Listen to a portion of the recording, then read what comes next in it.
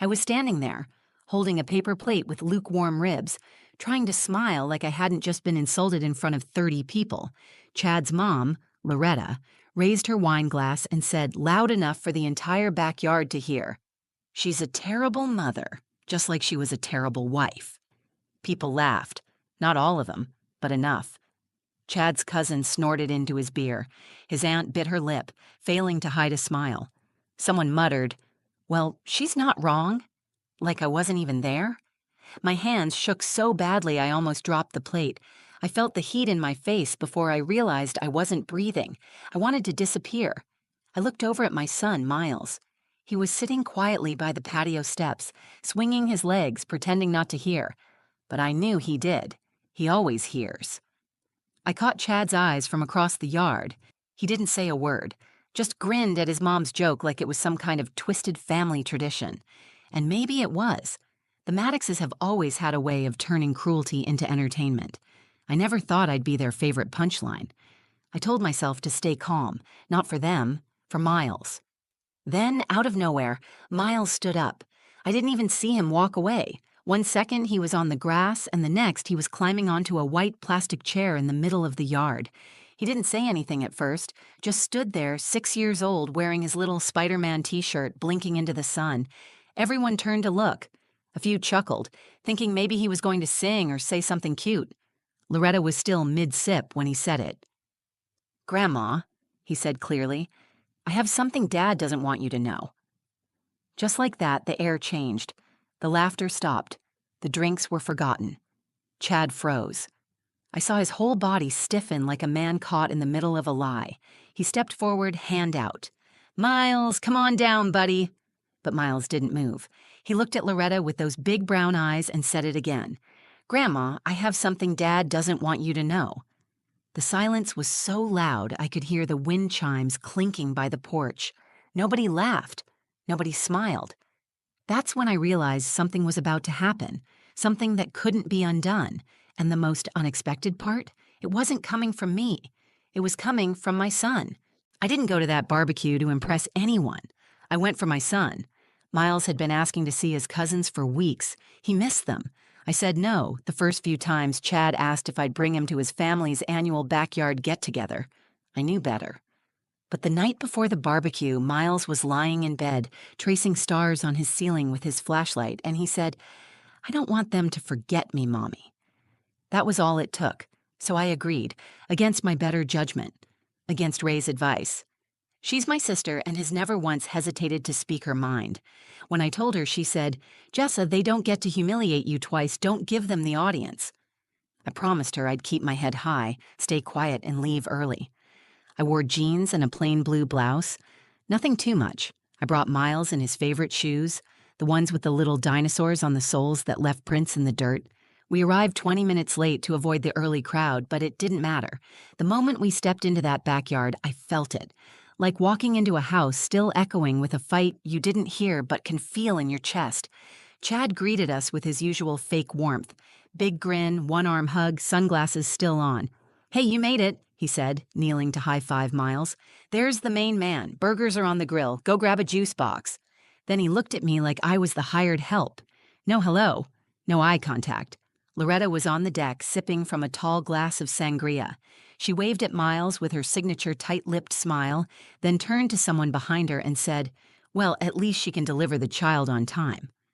I pretended not to hear. Pretending is second nature when you've survived a marriage like mine. I found a quiet spot near the fence where I could keep an eye on Miles and avoid the worst of the gossip. A few of Chad's cousins came by to make small talk. One of them, Lisa, said, "I don't know how you do it. I'd go nuts being a single mom."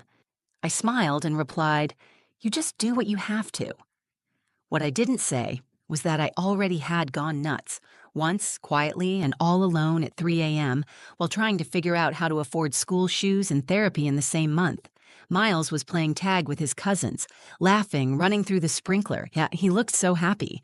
That's what I held on to, but Chad's family has this way of making you feel like you're always auditioning and always failing. Every smile is a scoreboard. Every joke has teeth. Loretta especially has this talent for slicing you open with a compliment. "Miles looks taller," she said at one point. "Must be all those processed foods. Kids do grow faster on chemicals." I had just taken a bite of potato salad when she said it, the line that would echo in my ears for days. She's a terrible mother, just like she was a terrible wife. There was no warning, no build-up, just a well-placed dagger in front of a full backyard. People actually laughed, not all, but enough. Enough to make me feel like I was standing naked in the middle of that perfect lawn, drenched in someone else's shame. I caught Ray's eyes from across the yard. She wasn't supposed to come, but she showed up 20 minutes after I did. She saw the look on my face and started walking toward me. She had her phone in her hand, already typing. Seconds later, I felt my phone buzz. "Ray, let's go, right now. You don't owe them this."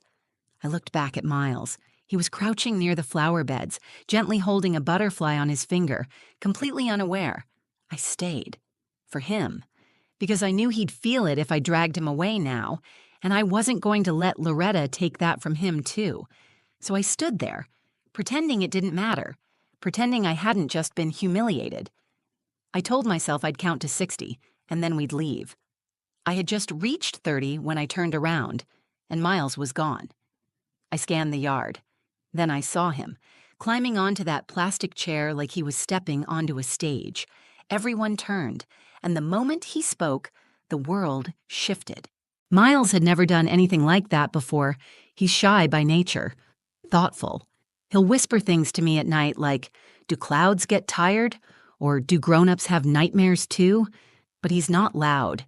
He's not dramatic. That's Chad's specialty. So when I saw him standing on that chair, his little fists clenched at his sides, his chin tilted up, my heart sank. Not because I was embarrassed, because I knew he had something to say, and I wasn't sure the people in that backyard deserved to hear it. He looked like a child about to deliver a speech to Congress, standing there in his damp Spider-Man shirt, knees slightly shaking, face set with determination. "Grandma," he said again, his voice louder this time, "I have something Dad doesn't want you to know." A few people chuckled nervously, unsure of whether this was a joke or some weird kid antic.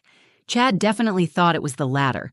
He moved toward the chair with his fake dad grin, one hand raised like he was about to pluck Miles off stage. "All right, buddy, that's enough. Let's not make a scene," he said through clenched teeth, still smiling like we were on a reality show. But Miles didn't budge. His voice didn't shake. "It's not a scene. It's the truth." Chad stopped mid-step. Something shifted then. A weight dropped into the air, the kind of silence that comes right before a thunderstorm breaks open. Loretta looked at Chad, then at me. She was clearly annoyed, maybe even threatened, but still smug enough to think this was some kind of harmless outburst. "Let the boy speak," she said, as if she was giving permission. I didn't know what he was about to say, but I could feel it pressing against the moment like a wave about to crash. "Miles," I called gently, "you don't have to." But he didn't even look at me. "Daddy says mean things about Mommy on the phone when he thinks I'm sleeping," he said, steady and sure. "He says she's useless and broke, and that she ruined everything." A few people gasped. Some looked away. Loretta blinked, her mouth slightly open. The woman who always had something to say suddenly had nothing. Chad stepped forward again, no longer smiling. "Miles, that's enough. We've talked about this. You don't need to bring up private conversations." Miles cut him off. "It's not private if it makes people sad." And that was it.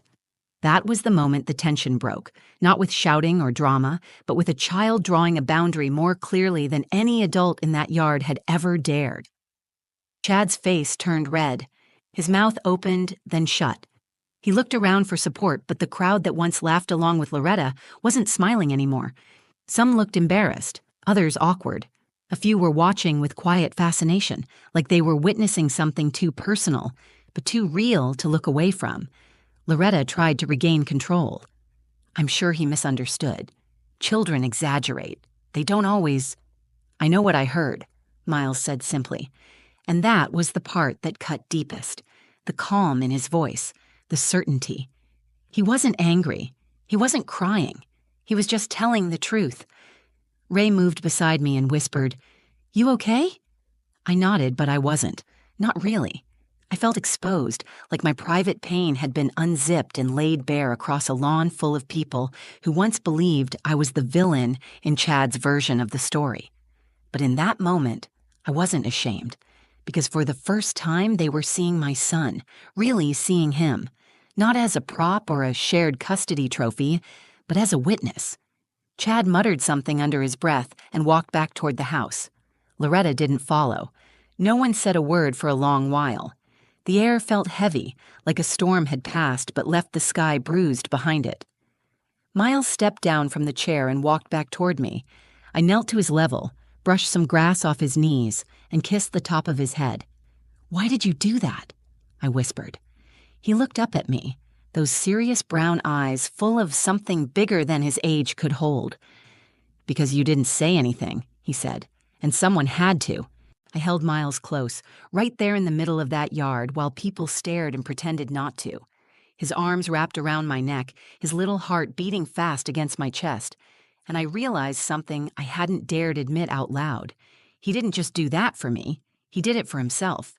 He needed them to know that he saw everything, that the games Chad played, the words Loretta threw like darts, none of it was hidden from him anymore. I had spent so much time trying to shield him, trying to take the hits alone so he wouldn't have to see the ugliness. I swallowed the insults, the passive-aggressive jabs, the lies Chad spun about why our marriage ended. I let Loretta paint me as unstable, difficult, impossible to live with, because I thought it was better for Miles to have peace than to have truth. But he saw it anyway. Kids always do. They might not have the words. They feel the shift in the air, the cold shoulder, the tight smile, the way silence cuts harder than shouting. And now he had spoken. I stood up, holding his hand. I could feel every pair of eyes watching us as we walked toward the back gate, but no one stopped us. Not this time. Chad stood on the deck, arms folded, jaw clenched. He was trying to decide if he should follow us or save face. I didn't look at him, but I knew he wouldn't chase us in front of his family. He only fights when the audience is gone. Just as I reached the gate, Loretta called out, "Jessa, wait!" I turned, mostly out of instinct, expecting more venom, but she didn't sound cruel. She sounded small, shaken. She walked down the steps slowly, her sandals clicking on the wood, her glass of sangria still in hand. "He's just a little boy," she said, as if that excused what had happened. "He is," I replied, "and somehow he still knows better than the adults in this family." She opened her mouth to respond, but nothing came out. The weight of the moment pressed against her, and for once, she seemed to feel it. "I never told him to say any of that," I said clearly, for everyone still pretending not to listen. "I don't coach him. I just love him. That's it." Loretta looked down at her drink like she wanted to disappear inside it. "I don't need your approval anymore," I added, "but I do need you to stop pretending I'm the only broken part of this picture." And then I turned and walked out, Miles's small hand still in mine. Ray was already at the car, leaning against the door with her arms crossed, eyes wet but proud. "Took every ounce of self-control not to tackle that woman into the grill," she said. "Same," I replied, laughing through the ache in my throat. We buckled Miles into his booster seat, and I climbed into the front, finally letting out the breath I'd been holding since I stepped onto that lawn. Ray started the car, and we pulled away in silence. But not the heavy kind of silence. This one felt lighter, like the noise we left behind couldn't follow us. Later that night, after Miles was asleep, Ray and I sat on the couch with mugs of tea neither of us drank.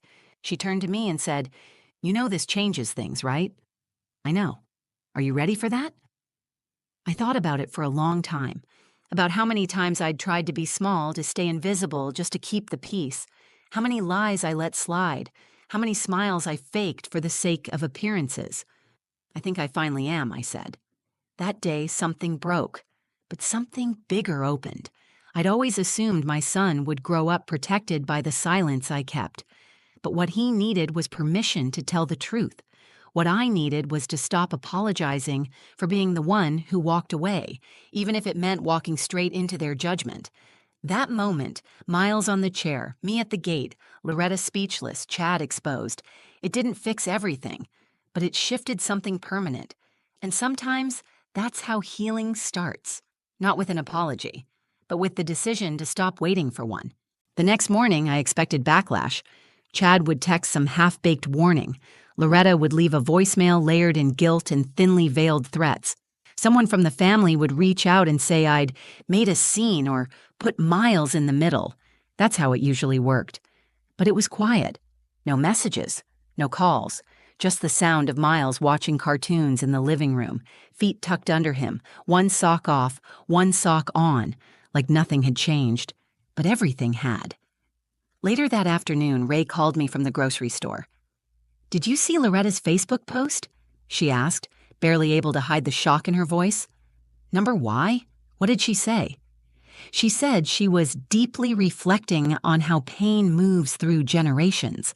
She didn't name names, but she said children have a way of bringing truth to light. She even quoted that thing Miles said about secrets that hurt people not being private. I sat down on the edge of the bed, completely still. "Are you kidding?" I said. "I'm not." She turned off comments so no one could say anything, but it's there. Public, I didn't know how to feel. That woman, who once told me I was lucky Chad married me at all, was quoting my 6-year-old son on social media. Part of me was furious. Another part was confused. But the loudest feeling in the room was something else. Something like validation. She had heard him. Really heard him. That night, Chad finally called. He started with what I expected. "I don't know what you told him. He never used to talk like that. This isn't healthy, Jess." I let him finish. I let him rant for a full minute before I said a word. Then, quietly, but firmly, I asked, "Do you know what's unhealthy, Chad?" Teaching a kid that love means staying silent while someone you care about is torn down. He tried to laugh it off, to pivot. "He's a little boy, Jess. He doesn't understand the complexities. He understands more than you ever gave him credit for," I said. "And I'm done pretending he's not listening, because he is. He always has been." There was a pause, a long one. Then he said, "So what? You're going to let him speak for you now?" "No," I said.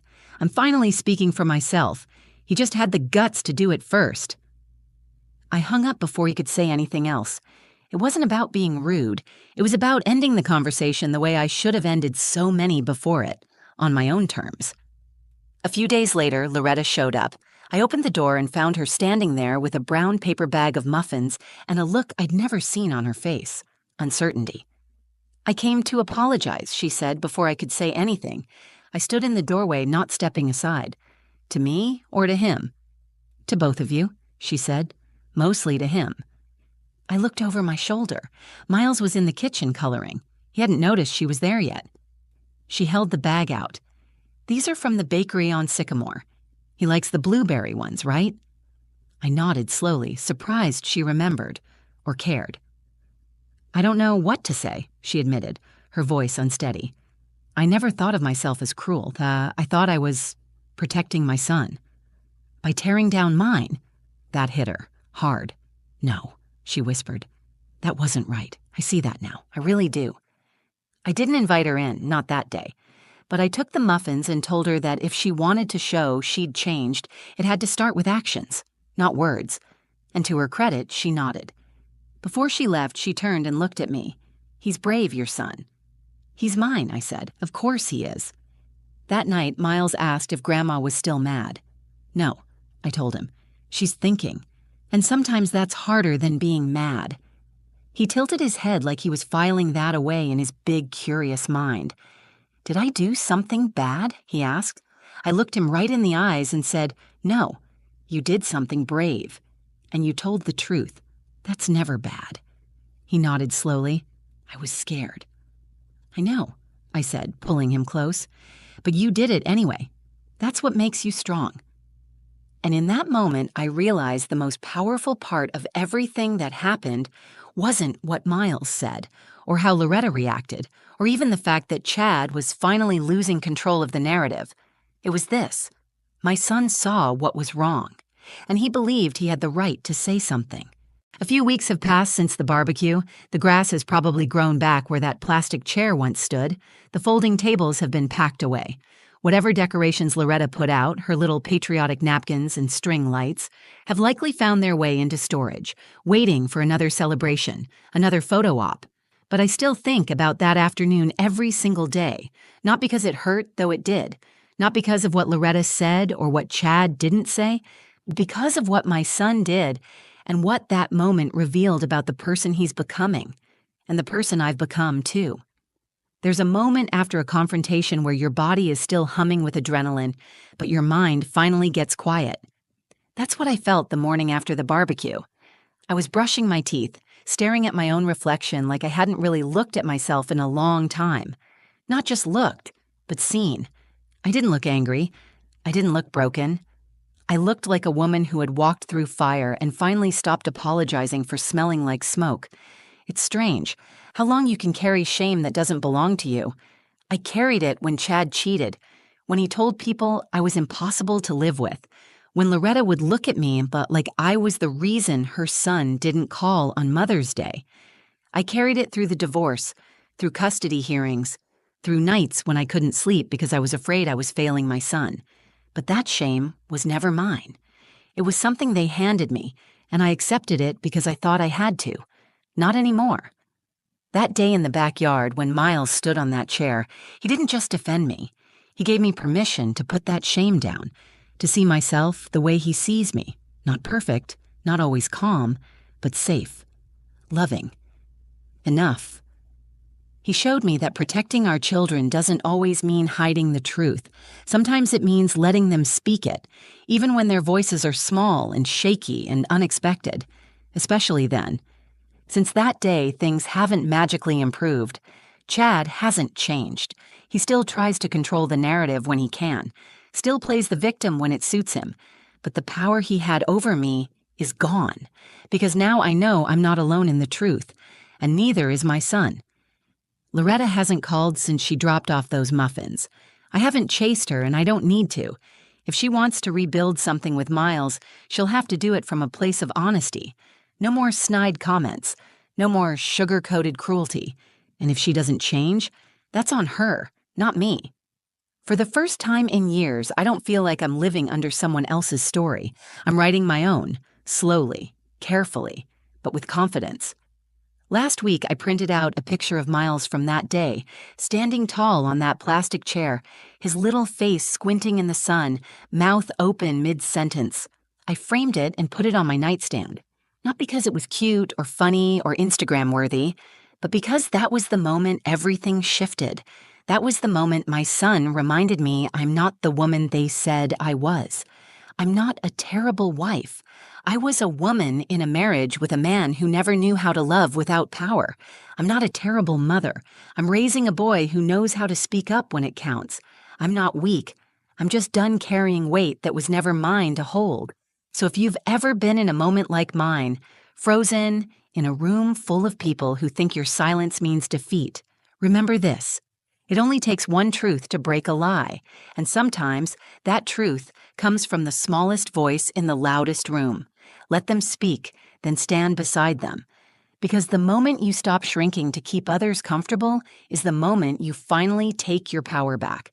And once you have it, no one gets to steal it again. Not a man, not a mother-in-law, not anyone. So if this story made you feel something, if you've ever been underestimated, silenced, or told you weren't enough, I want you to know you're not alone, and your voice matters. If you felt connected to this moment, take a second to like the video.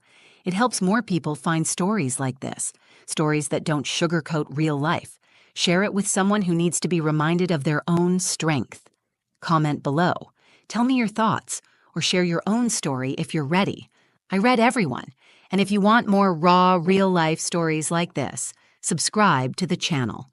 This space is for anyone who's had to fight to be heard, and I'd love to have you here. Thanks for listening. Thanks for feeling this with me. And most of all, thanks for believing in truth, no matter who it comes from. I'll see you in the next one.